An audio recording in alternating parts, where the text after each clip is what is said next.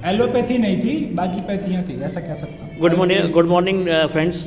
तो आज हमारा चर्चा का विषय है जानना और मानना। तर्क और वितर्क दोनों अब स्टार्ट होंगे, प्रारंभ होंगे। मिस्टर दीपक हमारे पास आए हुए हैं और इनका अभी चर्चा का विषय रहेगा जानना और मानना, और कुछ अन्य इसके बाद अतिरिक्त कुछ बातें भी सम्मिलित होंगी इसमें। मिस्टर दीपक कृपया। जी, सभी को नमस्कार। अभी हम लोग जर्नली जो पब्लिक में बैठ के बात करते हैं वैसे ही कोई चर्चा हम कर रहे हैं। तो जानने और मानने पर हमारी चर्चा चल रही है, क्योंकि अभी तक हम लोगों ने अपनी लाइफ को मानने के आधार पर ही जिया है कि मैं ऐसा मानता हूँ, ऐसा मानता हूँ, हम सब जगह सुनते रहे हैं। लेकिन जानने पर हमने कुछ लोगों को ही छोड़ा हुआ है कि डॉक्टर जानता है, वकील जानता है, जज जानता है, या और कोई स्पेशलिस्ट है, इंजीनियर जानता है, जो वो जानता है हम एज इट इज़ मान लेते हैं। तो ये कहाँ तक सही है और ये कहाँ तक सही साबित हो रहा है, इस चीज़ को क्रॉस चेक करने की ज़रूरत है।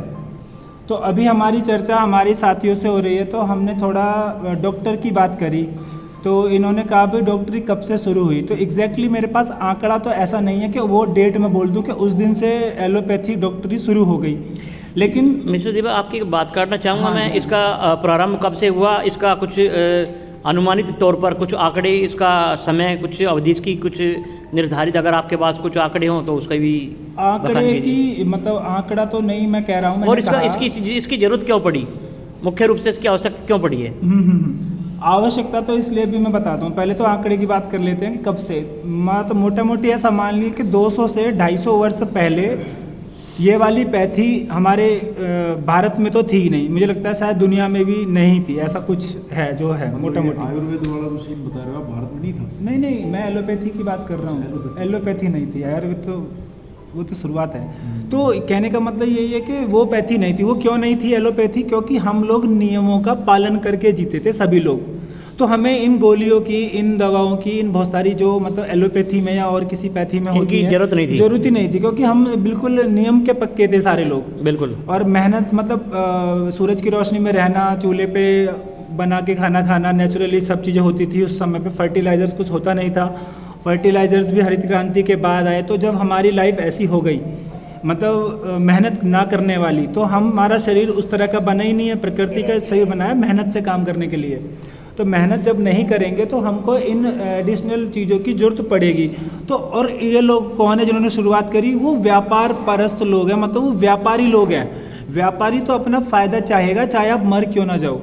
ऐसा भी व्यापारियों में सोच होती है, क्योंकि वो अपनी चीज़ बेचना चाहते हैं। कुछ व्यापारी में होता है, कुछ नहीं, वो सभी में नहीं होता है। वो व्यापारियों के ही द्वारा बनाई गई इन चीज़ों में से ये चीज़ें भी आती हैं। आप समझ के देखना। आप जब पता लगाएंगे एलोपैथिक टैबलेट के बारे में, जो फार्मा एक शब्द है, फार्मा शब्द को जो आप डिकोड, फार्मेसी या फार्माक्यूटिकल शब्द को जब आप डिकोड करेंगे तो उसका अर्थ निकलेगा पॉइजन। ओके, जहर। तो आप जहर खा रहे हैं, ठीक है। एक तो ये चीज़ हो गई। अब आते हैं उससे पहले हरित क्रांति में, जब हमें यूरिया, डीएपी, पेस्टिसाइड करके चीज़ें दी। आप वैसे देखी जाए तो बहुत बड़ी बात कह रहे हो। हाँ, मैं बता, मेरे यहाँ रिकॉर्ड है, मैं बता रहा हूँ, सुनिए। ये अगर लैंग्वेज में भी सर्च करोगे तो मिलेगा, अभी मत करिए, चर्चा चल रही है, रिकॉर्ड में आ जाएगी तब सुनना। अब इसके बाद हम आते हैं यूरिया, डीएपी, पेस्टिसाइड पे। आपने खेती में डाला होगा, आप उन तीनों को एक चम्मच लेना और एक पानी में घोलना गिलास में, और माचिस की तिल्ली दिखाना, उनमें आग लग जाएगी। अच्छा। तो आप देखेंगे कि हम अपनी खेती में क्या डाल रहे हैं। जब हम आग डालेंगे तो वहाँ केंचुआ नहीं होगा। केंचुआ सबसे बेस्ट होता था, किसान का मित्र, हाँ, धरती का। हमने ये सुना है मुख्य तौर पे कि ऐसा ही है। समीकरण जो है, हाँ। उनका रखरखाव उसके अंदर, खेत के अंदर, वो ज़्यादा पैदावार को बढ़ाता देता है और उससे पैदावार में वृद्धि होती है। लेकिन आपने इसके विपरीत दिशा में आपने दूसरा अपना संपर्क रखा, अपना बातें रखी कि उसके अंदर अगर हम इस प्रकार के वो करेंगे तो वो उसके अंदर ज्वलनशील होता है वो, और वो जलने में तुरंत उसको। ये सब हुआ क्यों, मैं बताता हूँ। ये इसीलिए क्यों होता है कि यूरिया के अंदर और इनमें होता है नाइट्रोजन। अब यूरिया के ऊपर कभी पढ़ोगे तो उसके ऊपर लिखा मिलेगा 46% नाइट्रोजन। नाइट्रोजन ज्वलनशील। हाँ हाँ, बिल्कुल बिल्कुल बिल्कुल, आप सही कह रहे हैं, नाइट्रोजन होता है। अच्छा, दूसरा मैं आपकी एक और बात करता हूँ। हाँ हाँ, हरी पत्ती जो होती है पौधे हाँ हाँ, की, क्लोरोफिल। हाँ, वो जब नीचे गिरती है, सूखती है, तो उसके अंदर क्या बनता है? वो खाद ही बनेगी हमारे लिए, पौधे किस चीज़ का खाद बनेगा वो? कंपोस्ट या कंपोस्ट ही नाइट्रोजन बनेगी। नाइट्रोजन देखो, उसमें भी नाइट्रोजन मैं आपको बताता हूँ अभी। आपने तो बता दिया यूरिया में नाइट्रोजन है, आपने बताया किसी सामान के अंदर नाइट्रोजन, आप यूरिया उसे सामान ही कहूँगा मैं, ठीक है। आप अपनी राय बता रहे हैं, मैं सुन रहा हूँ, आपकी बात सुनूंगा ही, क्योंकि हम लोग चर्चा कर रहे हैं। बिल्कुल। अब मैं बताता हूँ एटमॉस्फेयर में कितनी नाइट्रोजन है, 71% शायद कुछ है। जब एटमॉस्फेयर में 71% है और पौधे में धूप तक सोखने की क्षमता है, तो क्या वहाँ से नाइट्रोजन नहीं सोख सकता?